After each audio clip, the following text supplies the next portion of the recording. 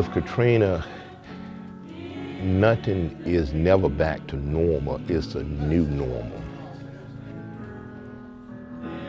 There was a man that built a house on the sand, and the rain came, and the wind blew, and the house was washed away.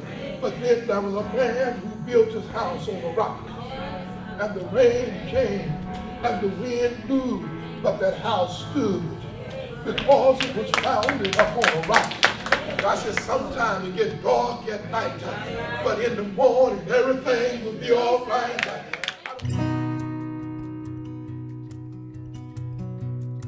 The neighborhood was founded by emancipated slaves in 1866, and it grew from that.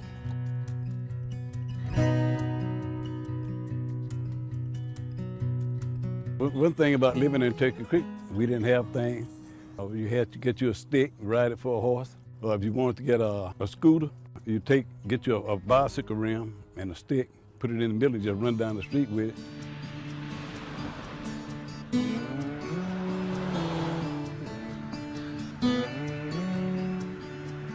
The street that we're walking on now, all this was completely flooded. Most of these houses was almost over. This was one of the homes that you could get for FEMA, and they ended up getting that, and I guess, you know, that they liked it so much or they were just content with it.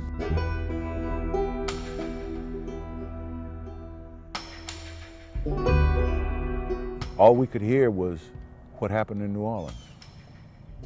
The levee broke the day after the hurricane. And, you know, true enough, awesome destruction.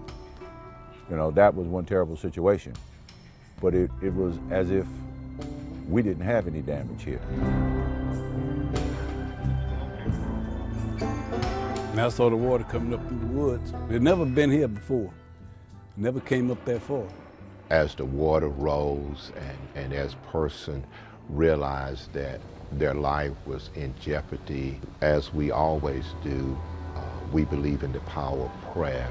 I remember the evening of Hurricane Katrina hit. I came outside and I noticed, you know, the wind blowing and the rain. As I looked across the street, I saw one of my neighbors. He was over there and he was by himself, and he looked a little scared, and his roof was coming off. So at that time, I walked him down the street to safety. When I came back to the house, my mother had got a phone call and said that one of my aunts that stayed down the street, that they was getting water into their home. It was rolling in, and Deshaun, my nephew, and my son-in-law, Josh, each picked me up under each arm, one on each side, as high as they could, and carried me through the water up to higher ground. I kind of guessed it, but I didn't tell me. Am I alive? No. Am I a book? Yeah. So while I was out saving people, I had lost everything. The roof came off the house, and with that, it took a lot of water and a lot of my personal stuff, old pictures, clothes, and a lot of that stuff I really lost. So I had to restart. We live and we help each other. And what we do during disasters are little small storms where your power go out. We cook everything that's in the house so it won't spoil. I cooked fish for 3 days, and we set up a table.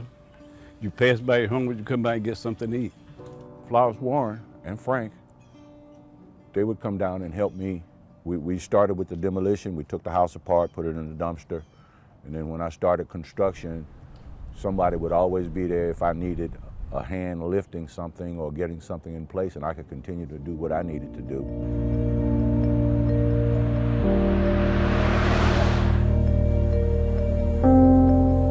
Storm bring people together for a while. We didn't have electricity for 11 days, but we would sit outside in the evening time at dark and look and sit around and talk like people used to do.